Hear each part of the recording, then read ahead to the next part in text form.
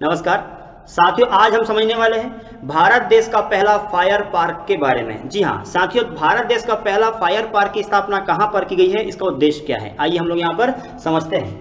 साथियों, इस प्रकार से बनाया मैंने भारत देश का मानचित्र। मध्य प्रदेश ये है उड़ीसा राज्य, और उड़ीसा राज्य के मुख्यमंत्री नवीन पटनायक जी के द्वारा भुवनेश्वर में भारत देश का पहला फायर पार्क की स्थापना की गई है। अब ये फायर पार्क की स्थापना क्यों की गई है, तो साथियों फायर पार्क की स्थापना इसलिए की गई है, नाम से स्पष्ट है, फायर यानी अग्निशमन तत्व यहाँ पर मिलेंगे, मशीनें यहाँ पर मिलेगी, पार्क यानी एक स्थान, तो एक स्थान पर संपूर्ण जितने प्रकार के मशीनें हैं फायर संबंधित वो यहाँ पर देखने को मिल सकेगी।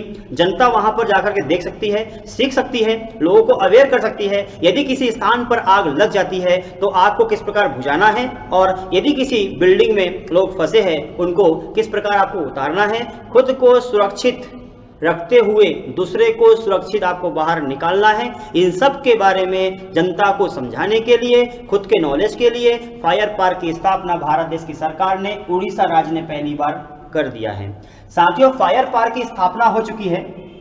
अब बात आई है फायर की, तो भारत देश में आपदा का उल्लेख कहाँ मिल जाता है, फायर का उल्लेख कहाँ मिल जाता है। साथियों फायर का उल्लेख यदि हम बात करते हैं तो भारत देश का संविधान साथियों 26 जनवरी 1950 को पूरी तरह से लागू हुआ।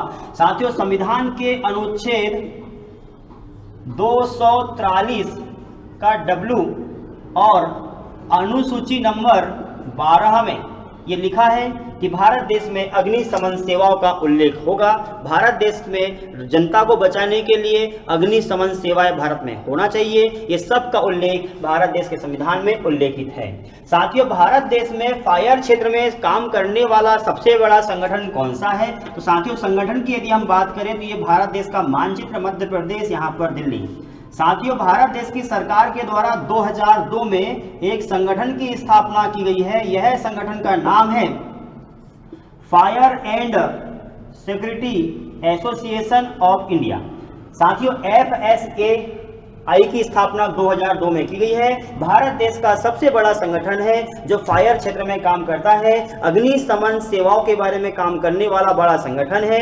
कर्मचारियों की भर्ती करना, अधिकारियों की निगरानी करना, उनको काम में लगाना, सही ढंग से एक्टिव रहते हुए काम करवाने वाला संगठन FSAI ही है। साथियों और हम यदि बात करें भारत देश में कर्मचारी, अधिकारी सही ढंग से काम कर सके, इसके लिए भारत देश में जो उड़ीसा राज्य है फायर पार्क की स्थापना जब इसने किया हुआ है तो सही ढंग से काम कर सके, इसके लिए साथियों उड़ीसा के मुख्यमंत्री नवीन पटनायक जी के द्वारा एक मोबाइल एप्लीकेशन शुरू किया है। उसका नाम क्या है साथियों, मोबाइल एप्लीकेशन जिसमें कि 16 प्रकार की सेवाओं का उल्लेख किया है। जनता 16 प्रकार की सेवा उससे ले सकती है, मशीनों के बारे में ट्रेनिंग सीख सकते हैं, ऑनलाइन ट्रेनिंग ले सकते हैं। इसके लिए 16 सेवाओं का लेखा जोखा एक एप्लीकेशन के माध्यम से किया गया है। उस एप्लीकेशन का नाम है साथियों अग्निशम सेवा। अग्निशम सेवा क्या करेगा, तो अग्निशम सेवा को आप मोबाइल में आप इंस्टॉल कर लेंगे और इंस्टॉल करके 16 प्रकार की सेवाओं को आप प्राप्त कर सकते हैं। साथियों संविधान में 243 के डब्ल्यू और अनुच्छेद उल्लेख कर दिया गया है, लेकिन आपको ये पता होना चाहिए भारत देश में किसी प्रकार की आपदा आती है, चाहे वो सुनामी है, ज्वालामुखी उद्गार हुआ है, भूकंप आ चुका है, बाढ़ आ चुकी है, या फिर कहीं पे अंगार लग चुकी है, इस सारे की सारी गतिविधियों को हम आपदा कहते हैं। साथियों आपदा क्षेत्र में काम करने वाला सबसे बड़ा संगठन कौन सा है, तो साथियों 2005 में भारत देश का पहला राष्ट्रीय आपदा प्रबंधन केंद्र की स्थापना मध्य प्रदेश के भोपाल में की गई है। मध्य प्रदेश का भोपाल देश का पहला ऐसा जिला बन चुका है जहां पर राष्ट्रीय आपदा प्रबंधन नियंत्रण केंद्र की स्थापना की गई है। साथियों मकान क्षेत्र में यदि मकान या बिल्डिंग में कहीं पर अंगार लग चुकी है तो उसमें आपको बुझाना होगा अंगार को। किस प्रकार बुझाएंगे? उसके क्षेत्र में काम करने वाला मकान में, यदि बिल्डिंग में, बड़ी बड़ी इमारत में, उद्योग में, फैक्ट्री में यदि अंगार लगी हुई है तो आपको अंगार बुझाना है। इस क्षेत्र में, केवल बिल्डिंग क्षेत्र में, भवन क्षेत्र में काम करने वाला संगठन कौन सा है? साथियों, 2016 में भारत देश की सरकार ने भवन निर्माण संहिता 2016 लागू कर दिया है और जो है भवन निर्माण संहिता 2016 केवल बिल्डिंग और भवन क्षेत्र में ही काम करता है। साथियों, भारत देश में और हम थोड़ा आगे बढ़ते हैं। इस प्रकार से बनाया मैंने भारत का मानचित्र, मध्य प्रदेश और ये है हिमाचल प्रदेश। साथियों, हिमाचल प्रदेश भारत का पहला ऐसा राज्य है जिसने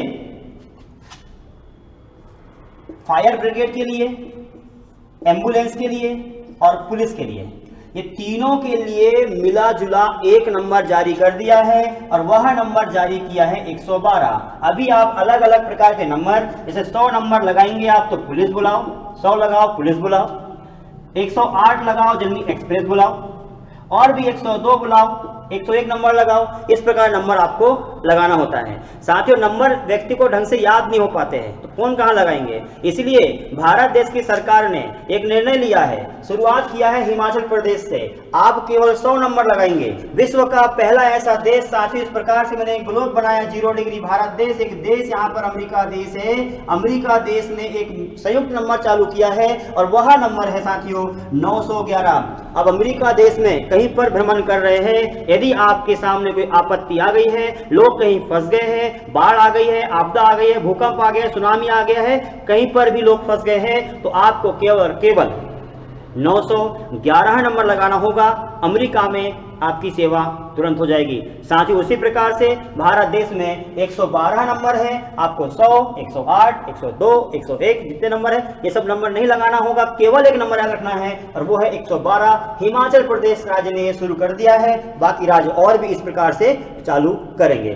साथियों, हम ये कहेंगे कि AFP 112 लगाओ, AFP बुलाओ।